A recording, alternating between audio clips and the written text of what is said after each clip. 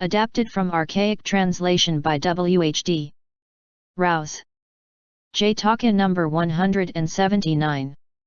Sattadhamma JATAKA. What a low one, etc. This story the master told while staying in Jetavana monastery, about the 21 unlawful ways of earning a livelihood. At one time there were a great many brethren who used to get a living by being physicians, or runners, doing jobs on foot, exchanging alms for alms, and the like, the 21 unlawful callings. All this will be set on in the saketa birth. When the master found out that they got their living thus, the said, now there are a great many brethren who get their living in unlawful ways. Those who get their living thus will not escape birth as goblins or disembodied spirits. They will become beasts of burden. They will be born in hell. For their benefit and blessing it is necessary to hold a discourse which bears its own moral clear and plain. So he summoned the community together, and said, Brethren, you must not win your necessities by the 21 unlawful methods. Food won unlawfully is like a piece of redhot iron, like a deadly poison. These unlawful methods are blamed and rebuked by disciples of all Buddhas and pacceka-buddhas. For those who eat food gained by unlawful means there is no laughter and no joy. Food got in this way, in my dhamma, is like the leftovers of one of the lowest caste. To eat it, for a disciple of the dhamma of the good, is like eating of the leftovers of the vilest of mankind. And with these words, he told all old world story. Once upon a time, when Brahmadatta was king of Benares, the Bodhisattva was born as the son of a man of the lowest caste. When he grew up, he took the road for some purpose, taking for his provision some rice grains in a basket. At that time there was a young fellow in Benares, named Sattadhamma. He was the son of a Magnifico, a northern Brahmin. He also took the road for some purpose, but neither rice grains nor basket had he. The two met upon the highway.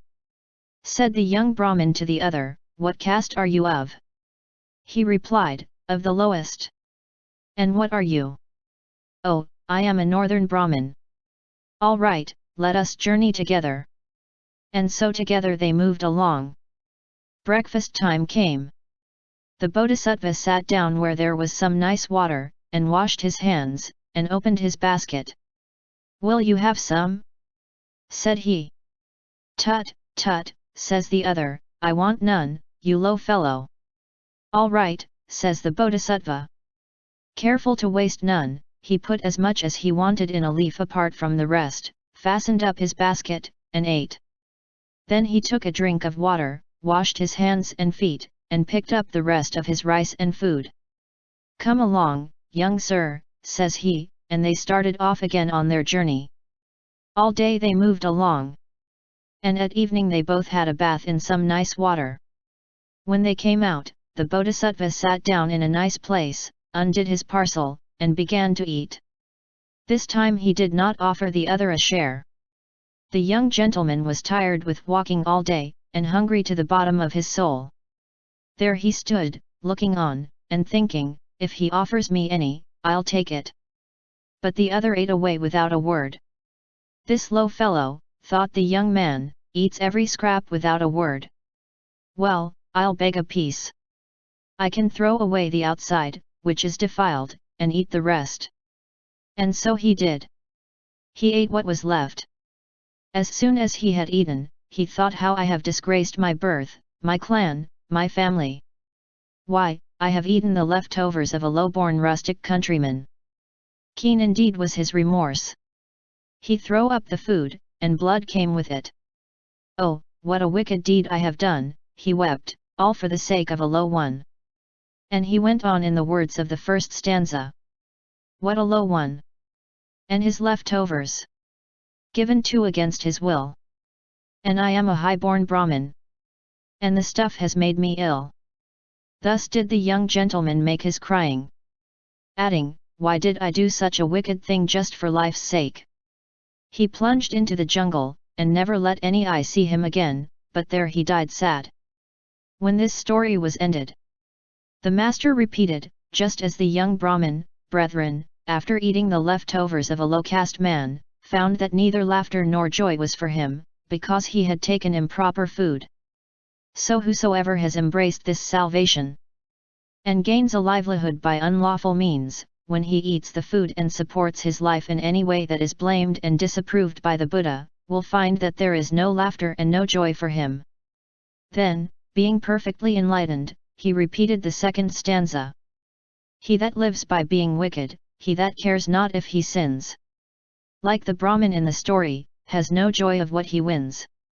When this discourse was concluded, the master explained the truths and identified the birth. At the conclusion of the truths many brethren entered upon the paths and the fruit of that saying, at the time of the story I was the low caste man. Source: adapted from archaic translation by Whd. Rhys. JATAKA number 180. JATAKA. It is hard to do as good men do, etc. This story the master told while in Jetavana monastery, about alms given in common. Two friends at Shrivasthi city, young men of good position, made a collection, providing all the necessities to give the Buddha and his followers. They invited them all, provided generosity for 7 days, and on the 7th presented them with all their necessities. The eldest of these saluted the master, and said, sitting beside him, "Sir, amongst the givers some gave much and some gave little. But let it bear much fruit for all alike." Then he offered the gift. The master's reply was, "In giving these things to the Buddha and his followers, you, my lay friends, have done a great deed.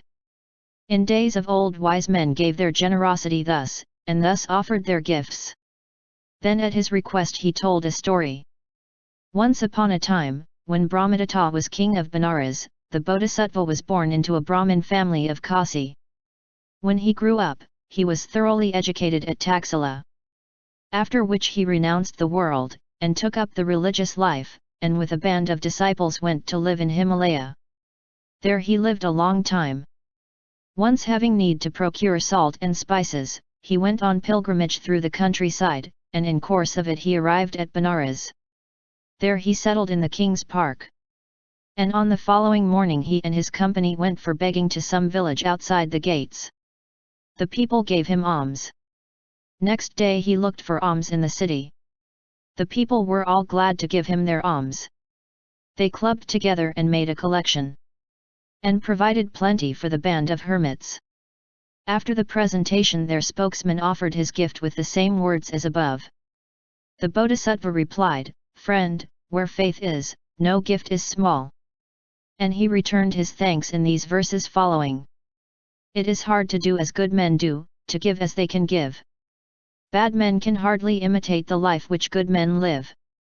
And so, when good and evil go to pass away from earth, the bad are born in hell below, in heaven the good have birth. This was his thanksgiving. He remained in the place for the 4 months of the rains, and then returned to Himalaya, where he practiced all the modes of holy meditation, and without a single interruption continued in them until he went to heaven.